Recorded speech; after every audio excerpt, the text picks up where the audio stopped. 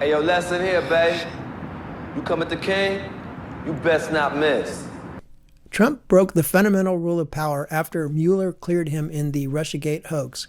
He failed to exact vengeance upon the shadow government scumbags who set the whole thing up.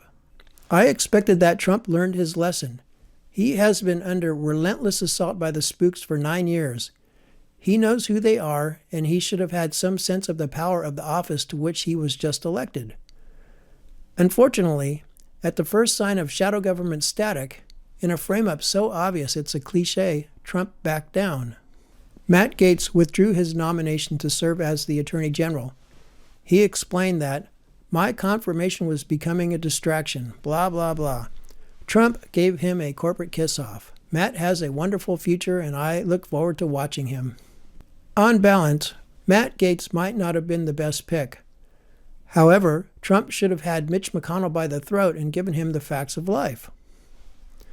Instead, it seems like he was listening to deals. That these meetings, they even started like trading chits, that if they were prepared to not sponsor Gaetz, but according to them, hold their nose and vote for him and not come out as a hard no right now, what you had to give up. And I just want to repeat, no investigation into Dr. Fauci, no investigation into Weissman and this crowd from everywhere, going all the way back to the original Russia hoax with a Shift and Rachel Maddow in that crowd, and no investigation of Cheney and her relation to the J6 committee, what she did on the J6 committee. That's for starters. That's his first day up there. This is the easy day. We're not into the hard days. The hard days would be in late December. Who knows?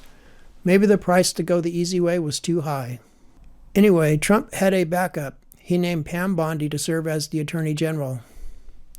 He promises that she will refocus the DOJ to its intended purpose of fighting crime. She received the immediate endorsement of swamp rat Lindsey Graham, which I view as a warning that she may not be the right choice. As a footnote to this saga, the Attorney General is not a constitutional office. Section 2 of Article 2 of the Constitution instructs that the President shall appoint all officers established by law. However, it doesn't specifically identify an Attorney General. Section 503 of Title 28 of the United States Code provides that the President shall appoint an Attorney General. The interesting issue is that the law doesn't have an answer to a president who refuses to appoint an Attorney General. There's no statute to sue on, and no one has standing to claim a violation of the statute. Section 508 authorizes the Deputy Attorney General to act as the Attorney General, but this does not appear to be mandatory.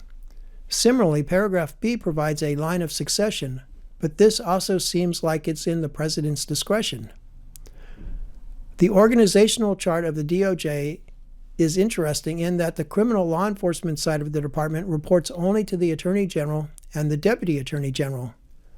Both of those slots, of course, are under the President, who is the Chief Magistrate of the United States.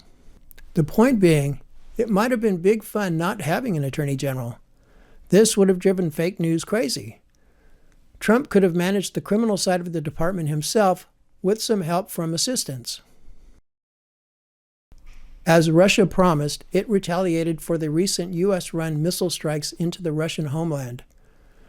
Russia argued that it has the right to strike military facilities of countries supplying weapons to Ukraine. There is a law of war. We can look at it more closely some other time, but it seems like Russia has a good point here. Russia's interpretation appears sound that other states are prosecuting rights against it with military force. This is war, by definition, and military facilities are a proper target. Hopefully this thing will cool off. The two sides, NATO and Russia, are showing off their new toys, but it's hard to believe that anyone really wants a large-scale war. It might, unfortunately, be obvious that for all of his big talk, Trump is actually a weak president. It looks like he can be steamrolled by the shadow government and its financial backers. This, if true, is an impediment to peace. This gets me back to the same square one which is always there with Trump. Is Trump on the level, or is he just a well-paid actor?